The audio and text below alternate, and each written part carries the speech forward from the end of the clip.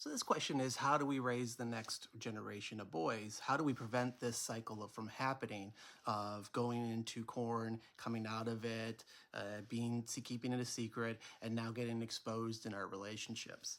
My name is David. I'm a recovering corn and Smex addict who now helps coach other men on their journey of recovery.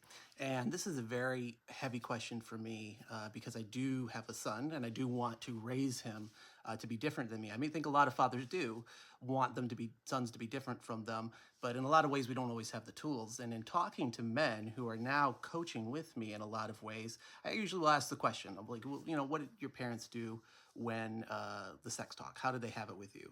And majority, not at all. Not at all. It wasn't talked about, wasn't discussed. It was just figure it out on your own. And the ones that were taught, in a way, it turns out they were taught pretty toxically. Most of them had to just figure it out on their own. And in a lot of ways, the way they figured it out was very shameful, and they tried to keep that hidden and down while also pretending to be, kind of live a normal particular life. And now that everything's blowing up, they realize this isn't working. I need to do something different. And so in a lot of ways, they're caring for themselves because they're trying to heal themselves. They're trying to heal their relationship with their spouses. But what about the third part of our children, right? Our boys especially, who need this particular guidance that we didn't have. And so there is a book by Dr. Kara Natterson. And she wrote a book called Decoding Boys. And it's a fantastic book. I would recommend it, about the hormones of boys and the influences that boys have with corn and many other things.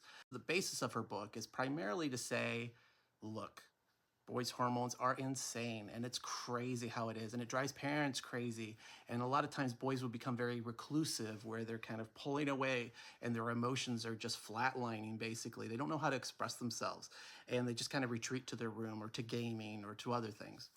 And her method is, we have to get boys in this scenario to come out of a particular shell by diving in after them. It's uncomfortable, it's painful, but we can't just let them figure everything out themselves in a dark hole of shame or a bubble that's excluded from any conversations about feelings or emotions. And she says there's just such a generation of men who were taught that way that are not turning out well. We have to do differently for the next. And I'll give an example from my life even today. It's Christmas time around here, and my son wanted to watch a Christmas movie, National Lampoon's Christmas. And at first I was like, well, I think there's some stuff in that. I want to skip it if I watch it with you. And he's like, okay, is it sex stuff? And I was like, yeah, it's sex stuff. And I was like, that's where I wanted the conversation to end. I thought about this book and I was like, oh man, should I reframe this a little differently? I don't want it to just be like sex bad. And then he's like, well, is it that bad? Let me watch it later without dad to figure it out. So I started telling him, like, look, there's this guy. He loves his family, but he really has like a lust problem. Like there's this woman at the store that he lusts after, and then later he fantasizes about her being in his pool and taking off her clothes. And my son was like, oh my, And he's like, does his wife ever find out? Do they get divorced? I was like, no, she doesn't. No, they don't get divorced. He's like, well, is that kind of what you did with mom? And I was like, yeah. I said, this was framed in the 80s. It was like very normal-ish. It was played for laughs, like it's supposed to be played as funny, like this is how guys are, I was like, but it doesn't really paint a picture of a healthy relationship or how a guy should treat his family or his thought life. And, that was the conversation, and we had it, and, he was like, okay. And he didn't complain when I skipped things. He didn't usually raises a fuss when we skipped something. What was that? What was that? What did we skip?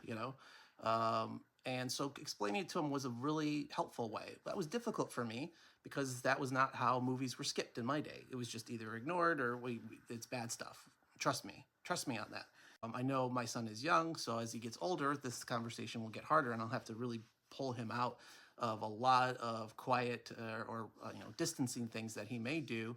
But I do think it's very important that we do that for our boys, for our young men. And if they're already in that stage, it's not too late. You have these conversations, you can still create intimacy with them to then teach them intimacy.